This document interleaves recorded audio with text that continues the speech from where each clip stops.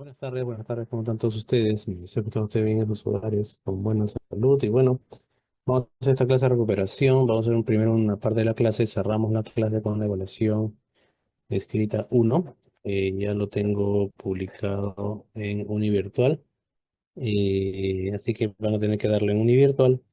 Eh, Van a tener una hora para poder desarrollar, van a tener que tener cámaras encendidas para poder desarrollar el examen. Eh, Igual en la hora del examen tomaría asistencia para considerarlos en su calificación. ¿De acuerdo? A ver, ¿Me escucha todo bien allí? ¿Algún inconveniente con con el audio? Sí se lo escucho, bro. Todo bien, bro. Se lo escucha Correcto, bien, bro. correcto. Ok, ok. Vamos a, vamos a configurar algo ahorita. A ver, vamos a entrar a audio virtual.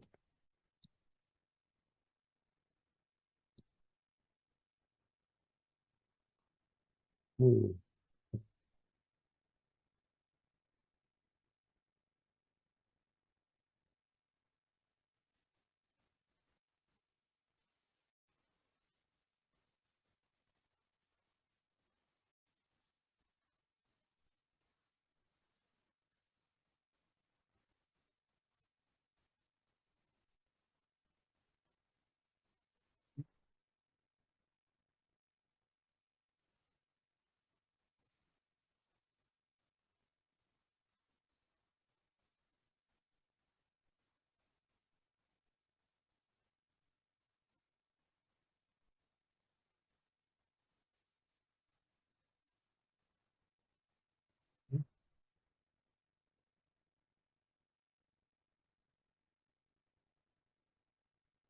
Profesor, una pregunta.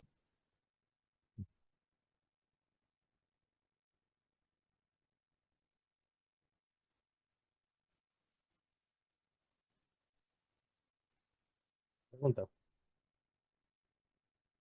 ¿La clase que va a hacer ahora viene en el examen? No, no. Lo que hacemos hoy no viene en el examen.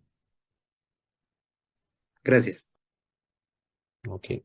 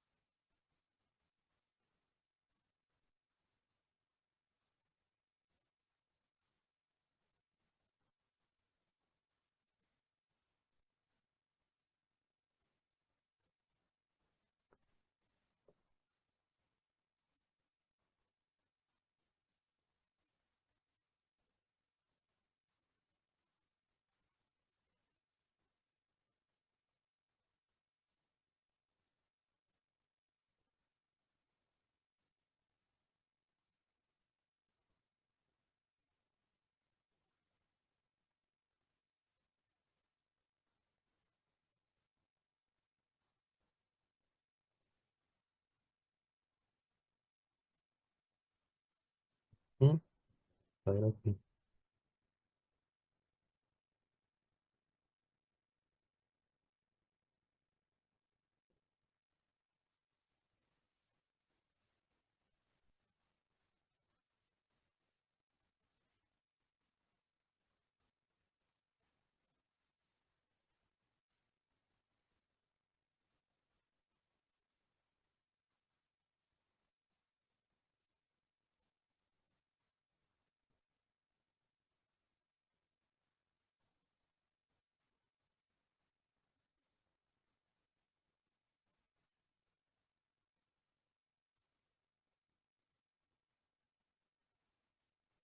Mm.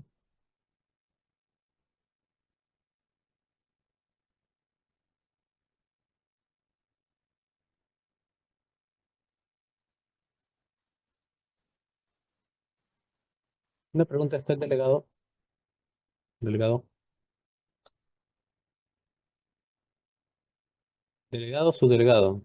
Había un documento que había que presentar, que era con la firma de todos, que iba a entregar a la Secretaría de Docentes. ¿Puedes repetir, por favor? Había un documento donde era con la firma de todos los alumnos. Faltaba un alumno firmar, me parece. No sé si se debo entregar el documento a Secretaría de Docentes. No sé quién es el alumno ese, ¿verdad? Entregué la hoja, pero no revisé exactamente qué firma faltaba. Ah, no, pero sí lo entregó. Sí, se entregó. Se le entregó, Ah, se le entregó a usted. No, no, Profesor, no, no, no. ¿se refiere a la hoja esa en la que tenía que firmar? Claro, todo firmaba, faltaba uno firmar. Bueno, al final no lo pude encontrar y tuve que entregar la hoja ahí nomás. Pero Ah, lo entregué en esa sección donde dice la secretaría, ¿no? Y me dijeron que ya, ya. ese tipo de hojas no entregan. Y igual le dejé la hoja ahí. Ya, ya, ya. Ya, ya, ya. Ahora voy a preguntar por eso. No se preocupe. Ok. Listo.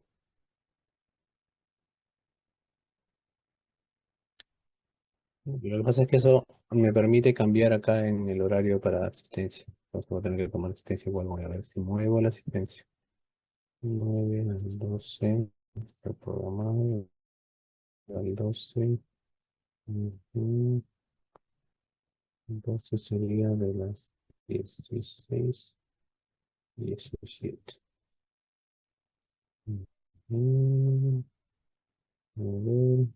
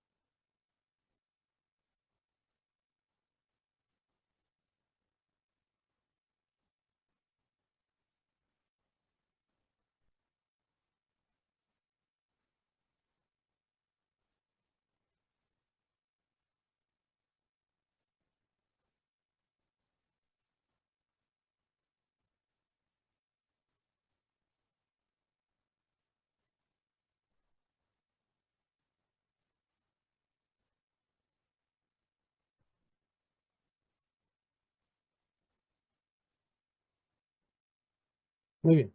Levantan la mano, por favor, a los que voy llamando para...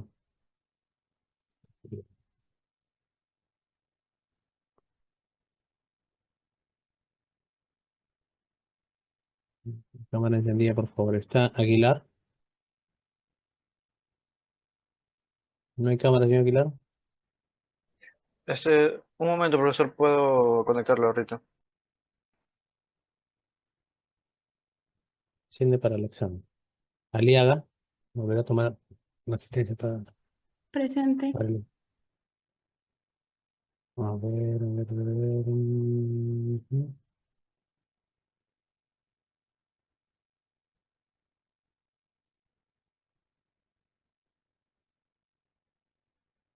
Aliaga, presente. ¿Tampoco tiene cámara? ¿Y lo activo, profesor? No, bueno. Quiero verlos, ¿no? Bueno. Antunes. Para el examen sí lo prenden, por favor, ¿ya? Ok, ok. Presente. Vale. Correcto. Beltrán. Presente. Correcto. Blas. Presente. Correcto. Canchanya. Canchanya. Canchanya no está. Cerrón. Presente. Chávez. Chávez. No está. Contreras. Presente. Correcto. Cordero. Presente. Correcto. Córdoba. Presente. Correcto. Cornejo. Presente. Correcto. Gutiérrez. Presente. Correcto. Herrera. Presente. Guamaní. Presente. Correcto. Llanos. Llanos. Presente. Correcto. Correcto. Loli. Presente. Correcto. Menges. Presente. Correcto. Mendoza. Mendoza. No vino. Monje. Presente. Correcto. Montesa. Presente. Correcto. Morales. Presente. Correcto. Ordóñez. Presente. Correcto. Ortiz. Presente. Correcto. Pérez. Presente. Correcto. Pizarro. Presente. Correcto. Piñas. Presente. Puertas. Presente. Correcto. Quispe. Cente. Presente. Correcto. Quispe Túncar. Presente. Correcto. Ramos.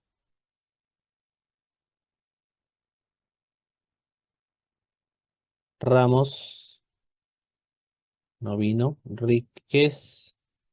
Presente, profesor. Correcto. Santiago. Presente. Correcto. Umpire. Presente. Correcto. Vega Presente. y Vela. Presente. Correcto. A ver, Profe, ¿quiénes no llamé? A ver, son los que no he marcado asistencia. Canchanya. Chávez. Presente, presente. Correcto. Tampoco marqué a Mendoza. presente. Tampoco. Mendoza sí vino. Sí. Ok, ok. Y tampoco marqué a Ramos. Ramos Gallegos. Muy bien. Listo. Vamos a continuar. Vamos a continuar.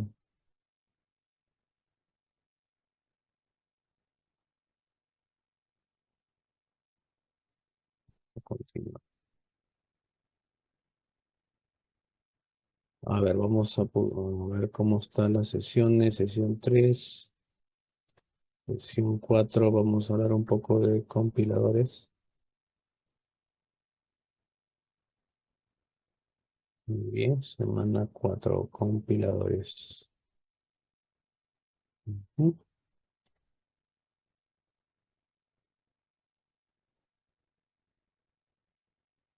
Bueno, ya está publicado el material en semana 4. Semana 4.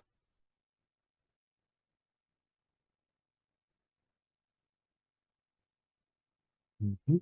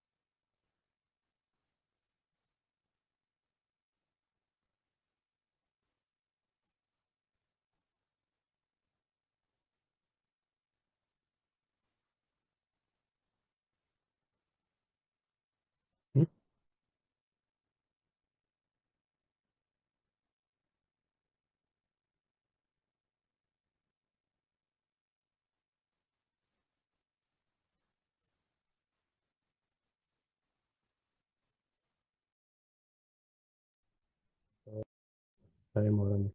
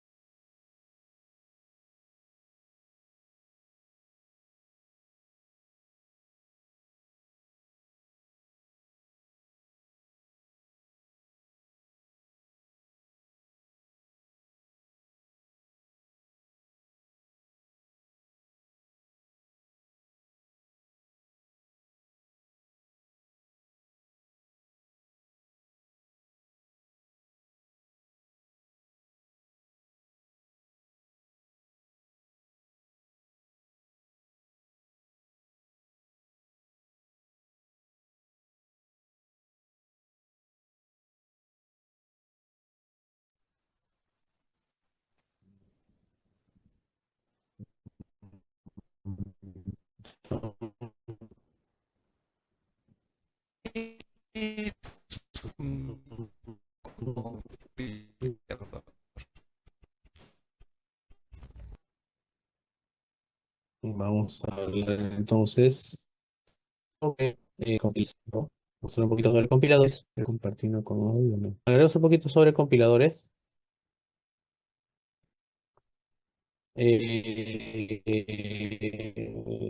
Hablaremos sobre compiladores.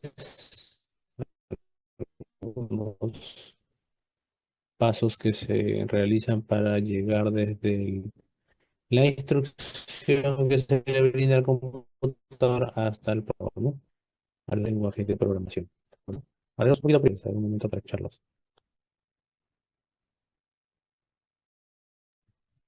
Hola, muy buenas a todos. Hoy vamos a hablar sobre un tema muy importante, compiladores. Bien, empecemos definiendo qué es un compilador. Un compilador es un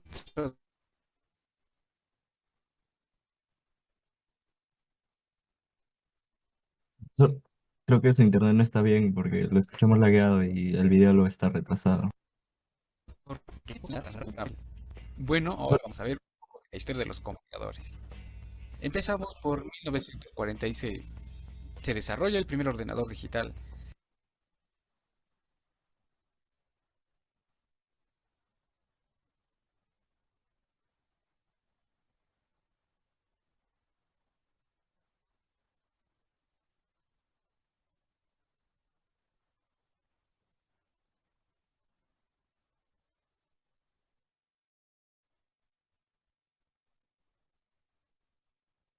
Las instrucciones que se ejecutaban eran códigos numéricos, lenguaje de máquina. Esto es engorroso, entonces surgen los ensambladores. Al inicio, el programa se escribía mediante claves y luego se traducía manualmente al lenguaje de máquina. Cuando esto lo hizo la misma máquina, a este trabajo se le llamó ensamblar el programa. Y en 1950, John Backus dirige una investigación en IBM, en un lenguaje algebraico. En 1954 se comienza a desarrollar Fortran. En 1957 Fortran se utiliza en la IBM modelo 704. Surge el concepto traductor. El primer compilador de Fortran tardó 18 años persona en realizarse. Fortran era dependiente de la máquina. En 1957, paralelamente al desarrollo de Fortran en América, en Europa surge una corriente que pretende que los lenguajes fuesen independientes de la máquina. Esta corriente estaba influida por los trabajos GLC de Chomsky. En 1958 surge un grupo europeo encabezado por la F.L. Bauer, en la que participó ACM y John Backus. De este grupo surge un informe que define un lenguaje algebraico internacional, publicado en Zurich. Seguimos en 1958 y Strong y otros proponen una solución al problema de que un compilador fuera portable, y este era dividir el compilador en dos fases: frontend, que analiza el programa fuente, y backend, genera código objeto para la máquina objeto. En este mismo año, el puente de unión era un lenguaje intermedio denominado UNCOL, Universal Computer Oriented Language. Lamentablemente no funcionó. Pasamos ahora a 1959, donde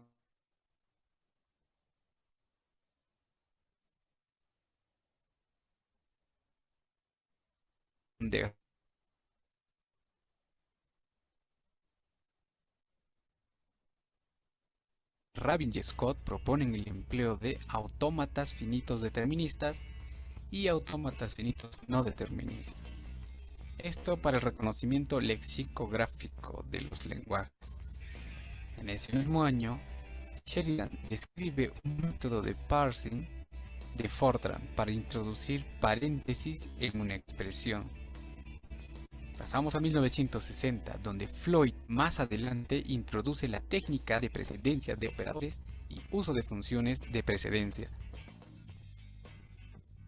En 1960 porque aparece BNF, que es Backus Norm Form, como una guía para el desarrollo del análisis sintáctico. En 1961 se usa por primera vez un parsing descendente recursivo. En los 60 se estudia el paso de parámetros por nombre, valor y referencia, y se incluyen los procedimientos recursivos para ALGOL 60. En 1961 también se desarrolla la localización dinámica de datos. En 1968 se estudia y definen las GLC, los parsers predictivos y la eliminación de recursividad izquierda. Ya para 1975 aparece LEX, generador automático de analizadores léxicos a partir de expresiones regulares bajo Unix. A mitad de los 70s, Johnson crea Jack para Unix, generador de analizadores sintácticos. Ahora un compilador se divide en varias fases. Y siguen sucediendo muchas más cosas en 1975, como el lenguaje C, basado en un lenguaje anterior llamado B. Creado para sistemas Unix, muchos de los lenguajes de programación más populares del mundo son derivados de él. Entre ellos tenemos a C#, Java, JavaScript, Perl, PHP y Python. En 1980 se crea Ada, en honor a Ada Lovelace. Es derivado del Pascal contratado por el Departamento de Defensa de los Estados Unidos en 1977 para el desarrollo de sistemas de software grandes. En 1987 Perl es creado para el procesamiento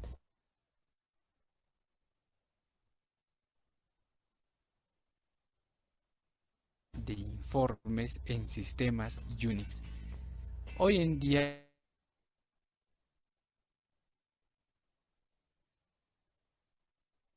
es conocido por su gran potencia y versatilidad. En 1991 fue creado para apoyar una variedad de estilos de programación y hacerlo divertido de usar. Pues pasamos a 1993, donde Ruby, un lenguaje influenciado por Perl, Ada, Lisp, Smalltalk, etc., es diseñado para la programación productiva y agradable. Pasamos a 1995 con la creación de Java, hecho para un proyecto de televisión interactiva. Funciona en modo multiplataforma. Es el segundo lenguaje más popular detrás del lenguaje C. El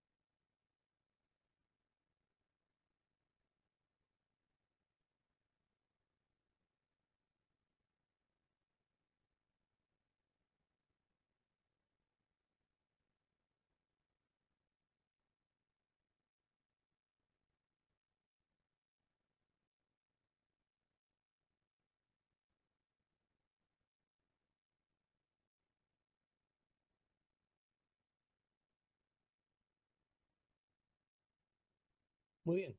Entonces, si hablamos de un compilador, estamos hablando de un traductor, ¿no? Que transforma el lenguaje fuente, que son las instrucciones que podemos darle, inclusive por voz, ¿no?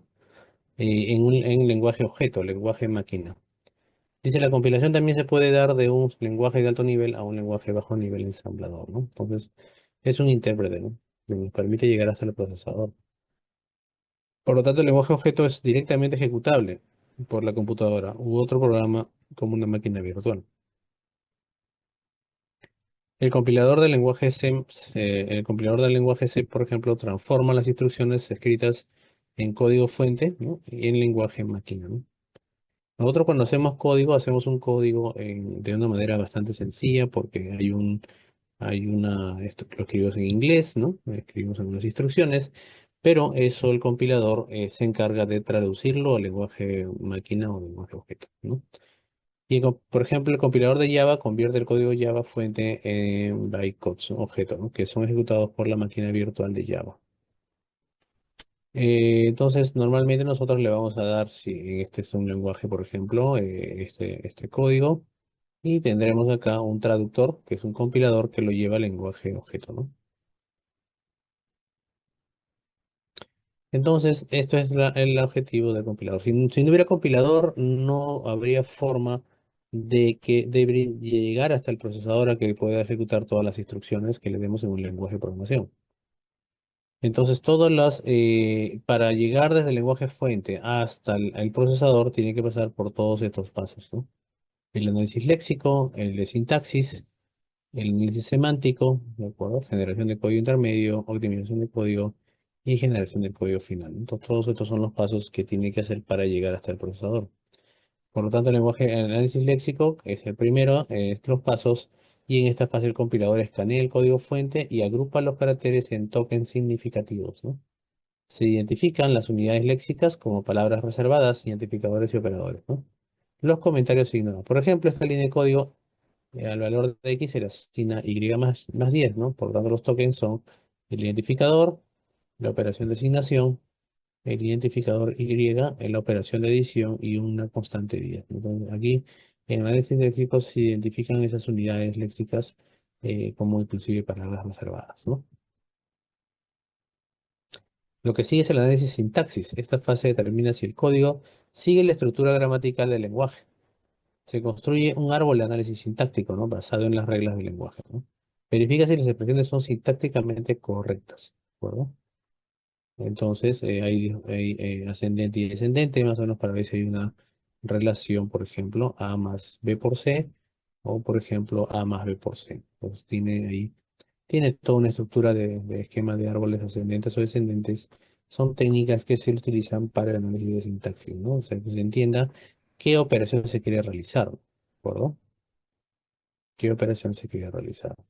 Ah, profe, una consulta. Eso se llama, si no me equivoco, diccionarios, algo así, ¿no? Eso se ve en tuplas, bueno, diccionarios digo, diccionarios se ven. No, no, no, no, eso es después. Eso, estamos hablando ahorita de cómo el compilador o el que interpreta, miren, esto es una expresión, y cómo la computadora sabe que tiene que primero multiplicar B por C y luego sumar A.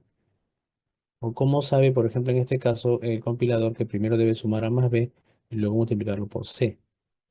O sea, recuerden que la computadora es un terminal o un interlocutor al cual yo le doy instrucciones, pero tengo que darle las instrucciones súper precisas, ¿no? Súper precisas. Entonces, ¿cómo se va a ejecutar esta operación en la computadora? Por ejemplo, a través del análisis de sintaxis, ¿no? Entonces él dice, bueno, acá él utilizará la precedencia de operaciones matemáticas, ¿no? Entonces aquí tiene, por ejemplo, la operación, bueno, empieza a hacer los parsers, ¿no? Empieza a hacer el lab, más, y aquí la multiplicación de B por C, y luego los sumará los resultados, ¿no? Como un esquema de árbol, ¿no? Descendente, ¿no? Hacia abajo. Ah, claro, eso se le llama árboles. Pero sí, o sea, lo que preguntaba, si eso creo que se ve en tema de diccionarios, algo así, al menos yo lo vi eso. Diccionarios, ¿eh? No necesariamente diccionarios. ¿Me estás hablando de diccionarios a través de, qué? ¿De un tipo de dato, un diccionario? ¿A qué te refieres con diccionario? No, o sea, por ejemplo, yo también cuando vi ese tema, al menos de forma obviamente soslayada, por decirlo así, vi que al momento de ordenar información, ¿no? Para ordenar información, por ejemplo, en este caso sí es un tipo árbol, pero también hay otros tipos de forma de ordenar información, ¿no? O así, bueno, de ordenar para ejecutar, mejor dicho. Claro, que eso no es sintaxis finalmente, ¿no? La idea es que esto tenga sentido, ¿no? La sintaxis te dice, por ejemplo, que si hablamos en lenguaje natural, ¿no? Un lenguaje como el español, ¿no? La sintaxis se refiere a que, por ejemplo, cómo va la posición del verbo, ¿no? Del predicado, cómo va no sé, la preposición, cómo va el orden, ¿no? O sea, eso tiene sentido, ¿no? O sea, primero que eso esté ordenado, ¿no? Que esté de alguna manera esté de acuerdo a las reglas gramaticales, ¿no? La sintaxis, por ejemplo, en este caso, ¿no? En esto es una operación matemática, ¿no? En este caso, por ejemplo, primero es la suma de A más B y luego lo multiplica por C, ¿no? O sea, este es un tema ascendente y este es un tema descendente. Ya el análisis semántico, por ejemplo, comprueba la coherencia semántica del código, ¿no? Detecta errores como tipos incompatibles o variables no declaradas. Asegura que el programa dice tenga sentido desde el punto de vista del significado. Por ejemplo, si X es un identificador, Y más 10 es una expresión, entonces X igual a, bueno, Y más 10 es una declaración válida, ¿no? Entonces, más o menos él identifica de que esta es una asignación. Entonces, ¿esto tiene sentido o no? Ese es el punto. ¿De acuerdo? Una vez que tienes el análisis semántico, ya como paso siguiente, tienes que hacer la generación de código intermedio, ¿no? Se crea una representación intermedia del programa para hacer un árbol de expresiones, código de tres direcciones, ¿no? Bueno, hay varias técnicas para generar un código intermedio. Luego se mejora el código, ¿no? Intermedio para reducir tipos de ejecución o uso de recursos y se realiza optimizaciones con la eliminación de código muerto o simplificación de expresiones, ¿no? Luego viene ahí el código final, se traduce el código intermedio, código de máquina específico para la arquitectura de la computadora. Se generan instrucciones ejecutables. Pues son todos los pasos que de alguna manera en términos centrales es cómo llegas desde un código que tú escribes, una línea de código, cómo llegas al procesador, ¿no? Entonces empieza por análisis léxico, sintáctico, semántico, ¿no? ¿De acuerdo? Y ya viene la buena generación de códigos intermedios y una depuración, ¿no? Del código para llegar al procesador y hacer un uso óptimo de recursos, ¿no? Entonces, luego viene el intérprete, pero el intérprete ya es un poco diferente al compilador, ¿no? En ciencia de la computación, un intérprete es un programa que ejecuta directamente las instrucciones, ¿no? Escritas en un lenguaje de programación o scripting, sin requerir que previamente hayan sido compiladas en un programa de lenguaje de máquina, ¿no? ¿De acuerdo? O sea, por ejemplo, si tienes un código fuente, que son unas líneas de código que lo puedes hacer en cualquier notepad, cuando tú compilas ese código fuente, en este caso que puede ser un archivo texto, se convierte a un archivo ejecutable, que ya es ceros y unos, y eso más o menos se ve en las computadoras con una extensión de .exe o de LLs, no sé, ya son programas que no puedes ver el código fuente, ¿no? En un software compilado, ¿no? En un intérprete, el código fuente siempre está disponible porque hay un intérprete y directamente se lo envía al procesador, ¿no? ¿De acuerdo? Entonces, no necesitas compilar el código fuente para poder ejecutar las instrucciones. Estas se interpretan y van directamente al procesador. El intérprete transforma un programa de alto nivel en un lenguaje intermedio que luego se ejecuta, ¿no? O podría analizar los códigos fuentes de alto nivel y luego ejecutar los comandos directamente. Lo hace línea por línea o declaración por declaración. Python, por ejemplo, lleva una doble vida, ¿no? Es un lenguaje que es un lenguaje interpretado para scripts que puedan ejecutar dice, líneas de comandos o como aplicación si haces dos clics, ¿no? Dos veces sobre su icono, ¿no? Pero también es un intérprete, ¿no? Interactivo, dice, ¿no? Que puede evaluar sentencias y expresiones arbitrarias. O sea, tiene de las dos, ¿no? ¿De acuerdo? Compilador versus intérprete. En la mayoría de los casos, un compilador es más favorable, ya que su salida se ejecuta mucho más rápido, ¿no? En comparación con una interpretación línea por línea, ¿no? Sin embargo, dado que la interpretación ocurre por línea o declaración, se puede detener en medio de la ejecución para permitir la modificación o depuración del código. Entonces, sí, es decir, si yo programo en lenguaje C, C++, por ejemplo, tendré que compilar el código para recién ejecutarlo, ¿no? Obviamente la compilación ya te va a generar otros archivos, ¿no? Eh, Por ejemplo, normalmente cuando tú escribes un código en C, por ejemplo, es un archivo punto. A ver, esto aquí, vamos a ver aquí. Ujú. Ujú, ujú. Por ejemplo, un archivo .c++, ¿no? Esto cuando lo compilas se convierte a un .exe, ¿no? Que es un compilado, ¿no? O sea, tú acá puedes ver el código fuente, el código, aquí ya no ves el código fuente ya. Pero esto está en lenguaje en máquina y esto se puede ejecutar en la computadora. Esto pasa por un compilador, ¿no? Sin embargo, dice, bueno, se puede, en la mayoría de los casos, un compilador es más favorable, ya que su salida se ejecuta mucho más rápido, porque ya está en código máquina. En comparación con una interpretación línea por línea. Sin embargo, dado que la interpretación ocurre por línea o declaración, se puede tener en medio de la ejecución. O sea, esto tú puedes ejecutar con un intérprete y si falla algo, lo puedes corregir, ¿no? Por eso que tú puedes hacer un código fuente interesante, ¿no?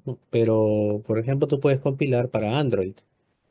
Y también podrías o tener otro compilador, otro programa ejecutable para iOS, ¿no? Entonces, por eso que hay aplicativos que tienes para iOS o para Android o para Windows, ¿no? Entonces, dependiendo en qué has compilado, ¿no? Tu programa. Muy bien, entonces,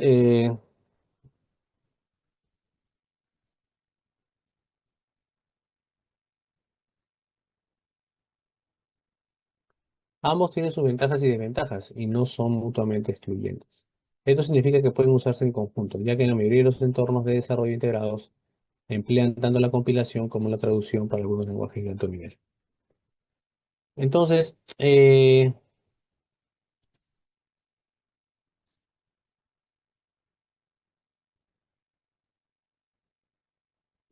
compilador versus el intérprete, ¿no? ¿Cómo funciona un compilador, no? Que tienes el código fuente, pasa por un compilador y, bueno, pasa por lenguaje máquina, se ejecuta y se obtiene un resultado por el procesador, ¿no? El intérprete, el código fuente, directo al intérprete y sale la respuesta, ¿no? Yo les pregunto a ustedes, ¿cuál de los dos tipos de formas de traductores es más seguro que otro? Por un tema de seguridad. ¿Cuál es más vulnerable a que te hackeen? El interpretador. O El el intérprete. Sí. compilador, ya que no lo ejecuta. No, o sea, lo que tú ves, por ejemplo, en un software cuando ya está compilado, tú no ves ni el fuente, nada, ¿no? El fuente no se ve, solamente ves el código compilado, nada más. O sea, y esto no puedes ver el código fuente, no puedes hackearlo, ¿no? Esto sí, este intérprete sí, porque tú vas a ver el código fuente. Tú puedes incrustar código, incrustar cosas, y esto puede generar un comportamiento diferente en el software. Entonces, los software intérpretes tienen un problema de seguridad, ¿no? Por eso que se pide ahora que tengas que hacer un código seguro, ¿no? O sea, tienes que hacer un código, construir software que sea seguro, ¿no? Que tenga ciertas políticas de seguridad, ¿no? Como por ejemplo certificados de seguridad, por ejemplo, ¿no? Comprar certificados de seguridad, tener ciertos servicios que te permiten identificar algún tipo de hackeo, ¿no? Muy bien. Entonces, en un lenguaje compilado, tienes un código fuente, tienes un compilador y tienes el ejecutable, ¿no? El ejecutable, tienes el fuente, corres el compilador y se genera un código ejecutable. Y obviamente el código ejecutable funciona en esta máquina, ¿no? En esta máquina. Pero si tú quieres que funcione en otra máquina, el código fuente, el ejecutable tiene que llevarse a la otra máquina y ahí funciona el software, ¿no? Entonces, pero el código fuente ya queda. Imagínate que tú tienes un gran emprendimiento, coordinas con colegas, vamos a hacer un software, vamos a emprender un negocio muy bien, pero te dan el ejecutable nada más, ¿no? Y tú trabajas con el ejecutable, pero oye, quiero modificar el software, no puedes. Es que no tengo el código fuente, no, tienes que tener el código fuente. No puedes dejar de tener el código fuente. Con el ejecutable no te sirve, porque cambiarlo en el software no puedes hacerlo. Típico lo que pasa te vas a comprar un software en Wilson, ¿no? De que te resuelva algún problema y te van a dar ejecutable, nunca te dan el fuente, ¿no? No puede, entonces, te cuesta barato, ¿no? Pero quieres modificar el software, muy bien, llámame por teléfono y yo te corrijo el código del software, pero te doy un nuevo ejecutable nuevo con mejoras, pero nunca te doy el código fuente. O sea, porque, bueno, hiciste un mal contrato, ¿no? Por eso es que normalmente las empresas cuando contratan empresas de software siempre les piden el código fuente, no para quitarles el negocio, inclusive, ¿no? Simplemente para garantizar lo siguiente, ¿no? Por ejemplo, yo trabajé en una empresa minera y cuando venía una empresa de software a quererme vender un software, yo siempre les decía, bueno, el código fuente por contrato lo custodiamos en unas empresas que custodian, por ejemplo, ahí lo montan, Ransa, ¿no? Ahí se guarda con llave. Y si tú quiebras como empresa pequeña, bueno, y no me quedas sin soporte de software, ¿no? Tengo que, con eso ya me da la autorización a yo abrir la caja fuerte que está en el que administra la información, el código fuente, y bueno, puedo darle continuidad al negocio que no se detenga por falta de un software o por falta de soporte de un software, ¿no? Son buenas prácticas. Ese es un tema que inclusive está legal, ¿no? Está legal que tienes que tener claro cómo gestionas el uso de software en las empresas. A diferencia de los lenguajes interpretados, tienes el código fuente, tienes simplemente el código fuente va a la otra máquina y funciona. ¿Por qué? Porque tiene un intérprete, ¿no? Los intérpretes están normalmente en los navegadores web. En los navegadores web viene con intérpretes para Java, para JavaScript, ¿no? Para Python, etcétera, ¿no? Vienen con sus intérpretes ahí. Algunas podría decirse, ventajas y desventajas, ¿no? También no todo es color de rosa aquí. Algunas tienen ventajas, otras no tanto, ¿no? ¿De acuerdo? Entonces,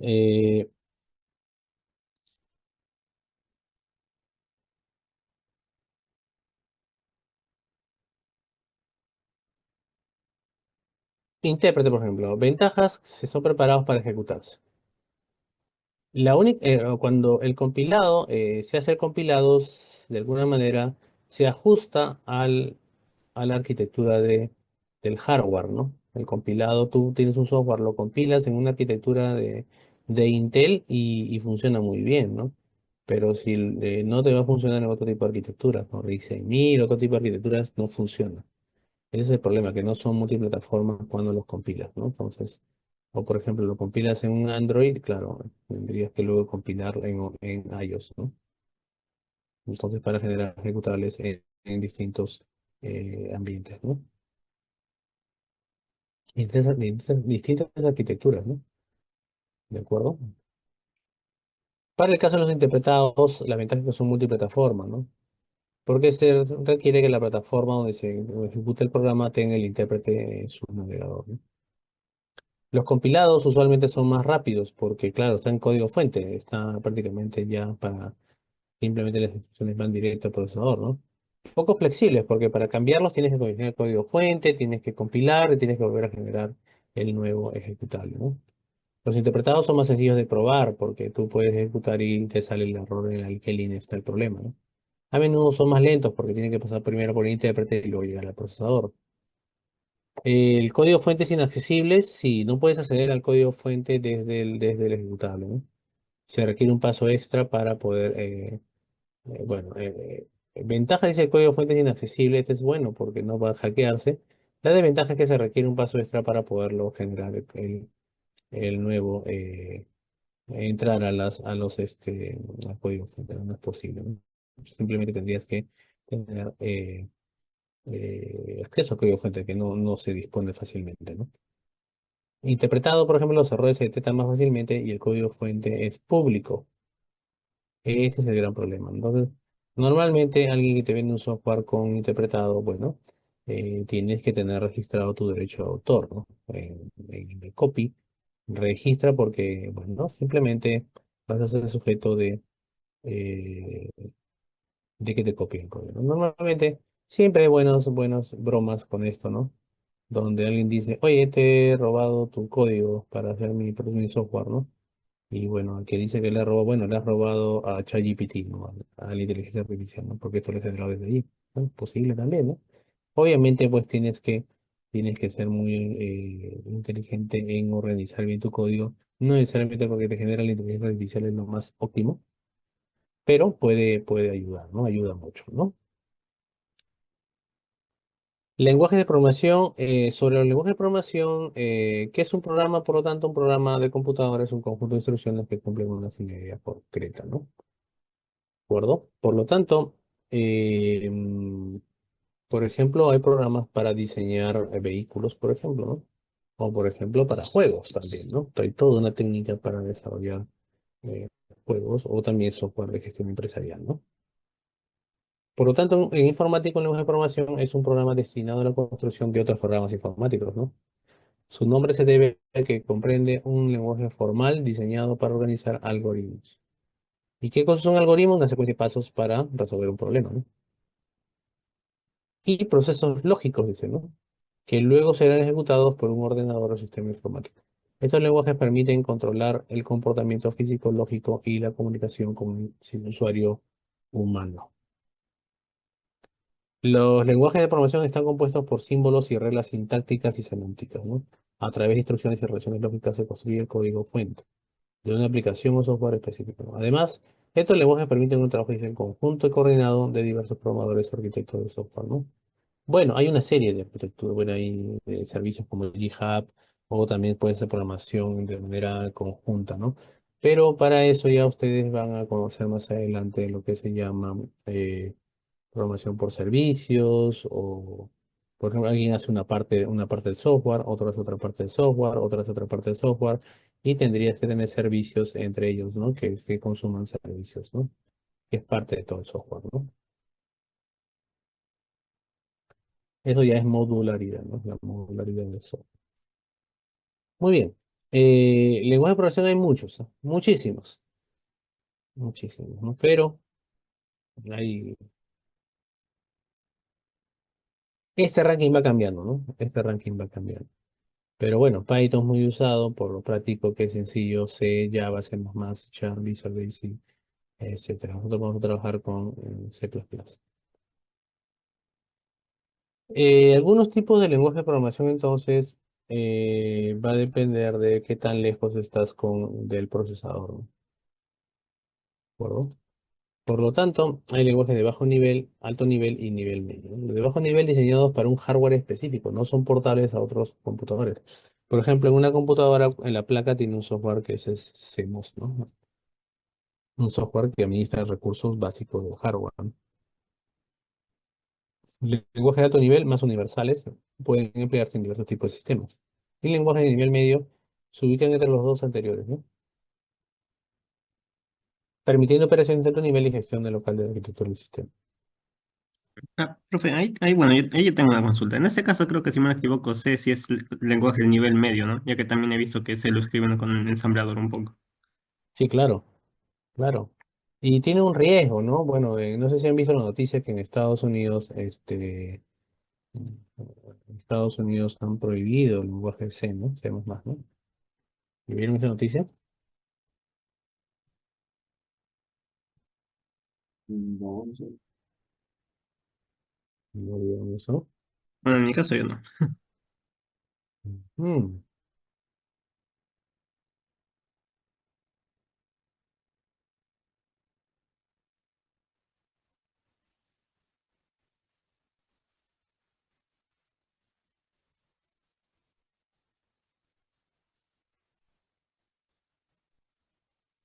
te pongo una.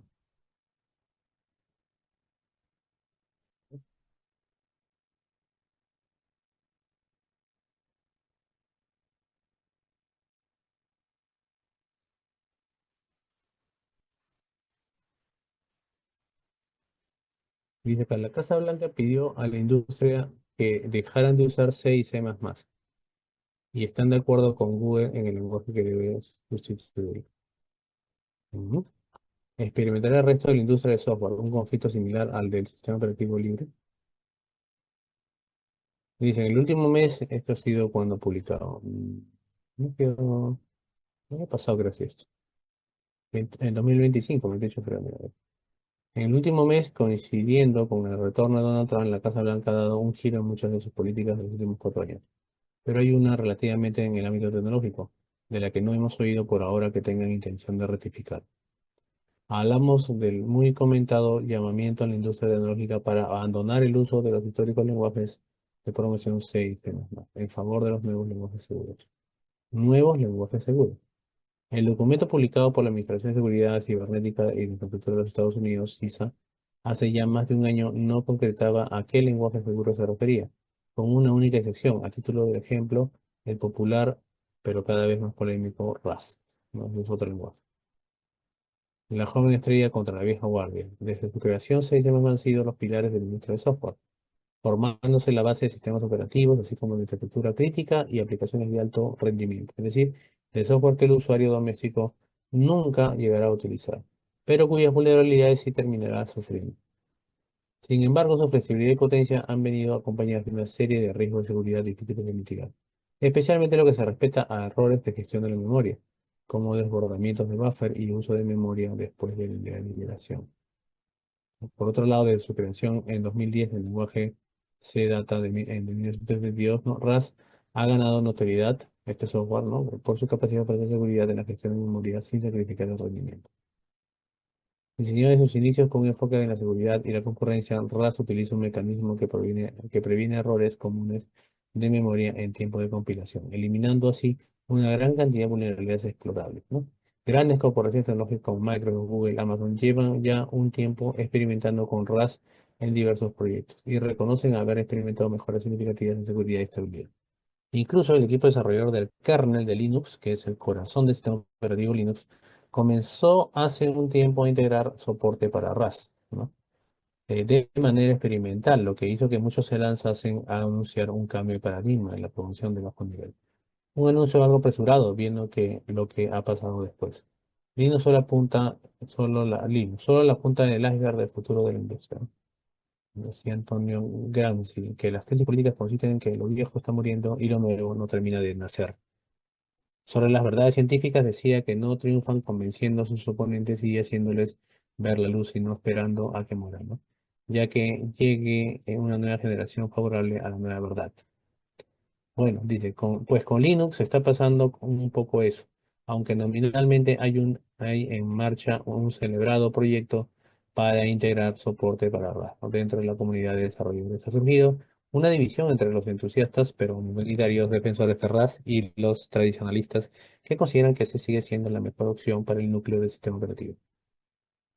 Linus Torvalds, creador de Linux, ha mostrado una actitud ante este debate que le ha ido deslizando. Desde lo cauteloso, reconociendo que hay potencial en el lenguaje, pero que la transición debe ser gradual hacia los estados. Criticando con duras palabras a desarrolladores que anuncian un sabotaje interno a Rust. Y es que la adopción de Rust ha generado tal polémica que dentro de la comunidad que algunos desarrolladores terminaron llevando el debate a las redes sociales. La reprimenda de Torvalds ya se ha traducido a una disminución muy sonada en el bando de ProRAS, ¿no? Dentro del cual cunde la sensación de que su batalla está perdida dentro del equipo del kernel. ¿Qué significa esto para la industria del software? El llamamiento en la Casa Blanca no fue una mera sugerencia. Afectará, aunque no a corto plazo, a su política de contratación de proveedores y en general es una señal clara de que la seguridad de la infraestructura digital es una prioridad a nivel gubernamental. Es muy poco probable que 6 más se conviertan en minoritarios a corto plazo, pero la presión por adoptar RAS y otros lenguajes seguros va a seguir creciendo de manera constante. A ver, viendo ustedes, han llevado algunas clases ya de curso sobre sistemas operativos, estas cosas, por lo menos hay que entender un poco el artículo, ¿no? Ujú. Entonces, hay una tendencia por ir a reemplazar el C por Rust, ¿no? Que supuestamente aquí el punto de quiebre está el tema de la seguridad del software. Ujú. Así que bueno, eso ha sido recomendación de Estados Unidos, que está haciendo todos unos cambios grandes a nivel mundial, ¿no? Muy bien, vamos a continuar para seguir avanzando con... Entonces, eh,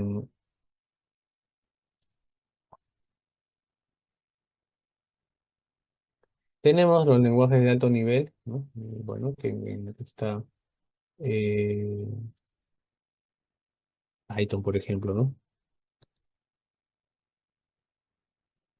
Por ejemplo, entonces, ¿cómo podemos ver los lenguajes de programación, los tipos, los de bajo nivel, lenguaje de alto nivel y lenguaje medio? Por lo tanto, ahí están los principales lenguajes, ¿no? Por ejemplo, C está en medio, ¿no? Más o menos, ¿no? C++, y bueno, todos los software, ¿no? Acá hay muchos más, ¿no? Pero bueno, hemos puesto los principales que están en el mercado, ¿no? ¿De acuerdo? Entonces, ojo que debemos trabajar con un entorno de desarrollo de software, que son los famosos IDEs. Bueno, yo tengo instalado Jupyter Notebooks, Spider es para Python, ¿no? Visual Studio Code es una buena alternativa, puedes trabajar con múltiples lenguajes de programación. Y bueno, nosotros vamos a trabajar con Visual Studio Code, ¿de acuerdo? Este es el software que ya pueden descargarlo en sus casas, pueden llevar videos de cómo instalar C++, porque hay que instalar acá algunas cosas adicionales para que funcione bien el C++ desde Visual Studio Code, ¿de acuerdo? Ah, profe, en todo caso sí trabajo con otros, no. Yo, por ejemplo, trabajo con BIM. Con BIM trabajo más que todo. Está bien, no hay ningún problema. Ojo que, pero en los exámenes no sé si está instalado ese software en las computadoras, ¿no? Ojo. Así no. Tiene que Bueno, tener, cociendo igual tiene me que- da, igual tampoco no, creo que sea muy complicado un ratito, ¿no? Así es, así es, así es. Entonces no se traten de que trabajar con el IDE que está instalado en las computadoras para los exámenes y no tengan problemas. Muy bien, muy bien, muy bien. Entonces, tengo una presentación de la instalación de Visual Studio Code. Ya les buscaré la referencia, ¿de acuerdo? Ujú.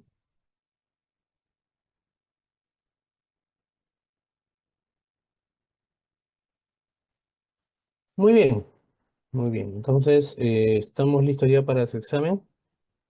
Vamos a tener una hora. Eh, quiero que, bueno, a ver, voy a revisar,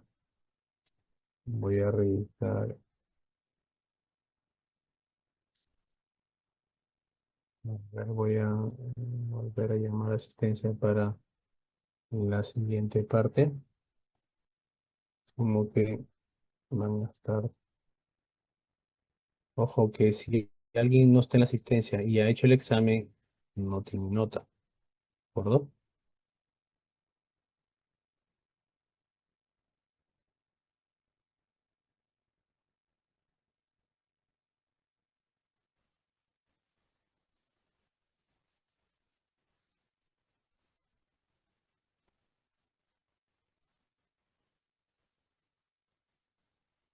Voy a volver a llamar a asistencia. Aguilar está, Presente, profesor. correcto. Aliaga, Aliaga no está. Presente.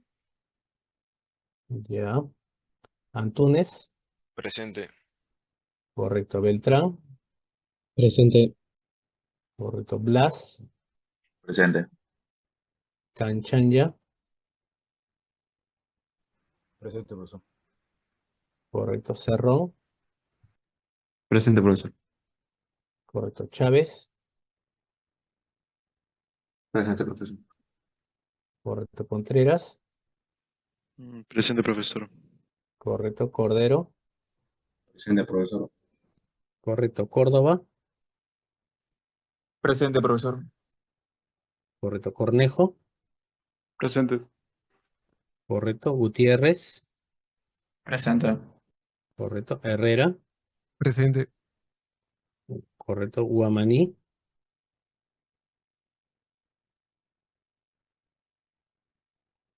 Guamaní, ¿m? Llanos, Llanos, tampoco está. Loli, Presente, profesor. correcto. Menges, Presente, profesor. correcto. Mendoza,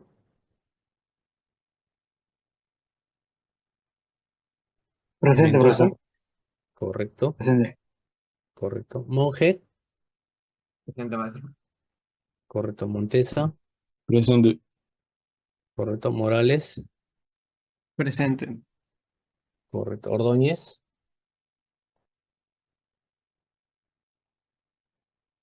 Ordóñez, Ortiz, Presente. Presente, profe Ordóñez, perdón. Correcto. Pérez. Presente, profesor. Correcto. Pizarro. Presente, profesor. Correcto. Piñas. Piñas. Presente, profesor. Correcto. Puertas. Presente, profesor. Correcto. Quispe. Presente, profesor. Correcto. Quispe. Presente, profesor. Correcto. Ramos. Ramos. Ríquez. Presente, profesor. Correcto. Santiago. Presente, profesor. Correcto. Umpire. Presente, profesor. Correcto. Vega. Presente, profesor. Correcto. Y Vela. Presente, profesor. A ver, los que no he llamado, los que voy a llamar ahorita, si no me responden, ojo, no tienen nota, por más que den el examen, ¿no? O escríbame, por favor, ahí en el chat, si es que no tienen micro. Guamaní. Guamaní Caguana. Presente. Correcto. Ahora, Llanos Ramírez. Llanos Presente. Ramírez. Correcto, ya está. Presente. Ordóñez Bendezú. Presente, profesor. Ok. Y Ramos Gallegos. Ramos Gallegos no está. Bueno, entonces, a ver, ustedes tienen en su... voy a compartir mi pantalla.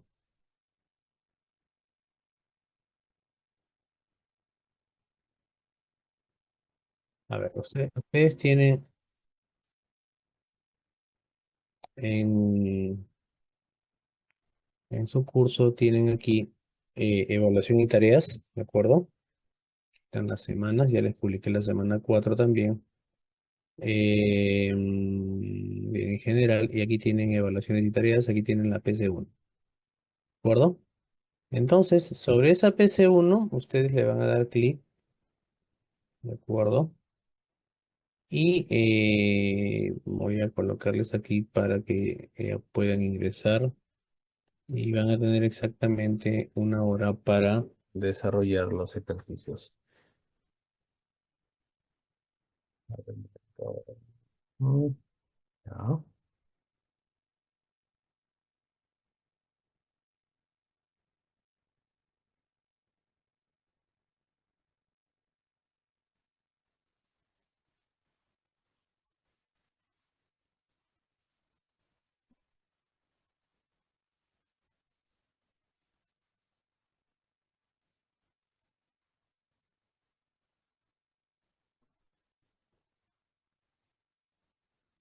PC1, vamos a ver. Vamos a ver, la hora es, a ver. Ujú.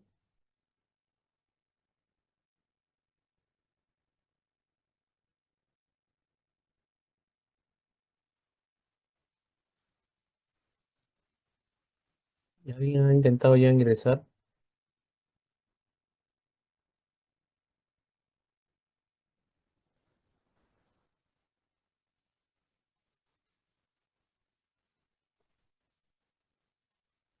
Muy bien.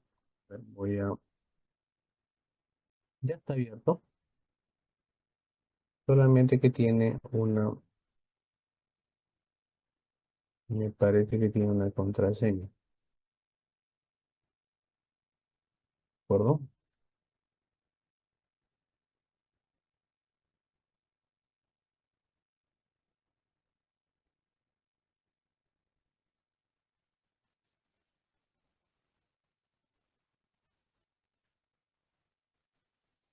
Muy bien. Entonces, en el chat de la, le estoy copiando la contraseña de la evaluación, ¿de acuerdo? Ya pueden entrar, entren, y le estoy copiando en el chat del Zoom, le estoy copiando ya la contraseña para que ingrese.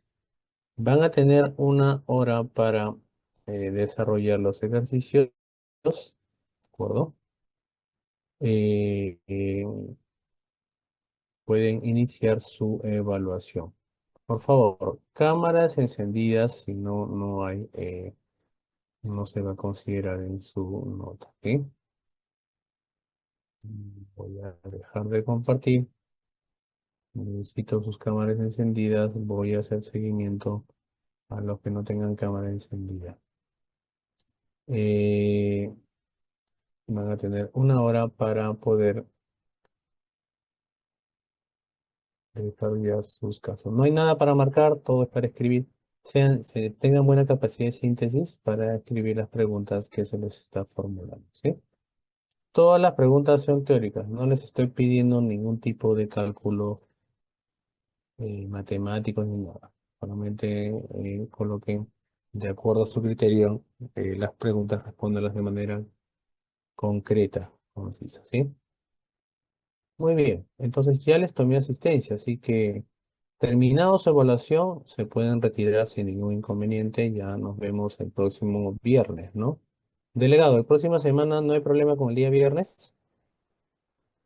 No hay cruces que yo sepa. Ok, entonces nos vemos el próximo viernes a las 10 a 1.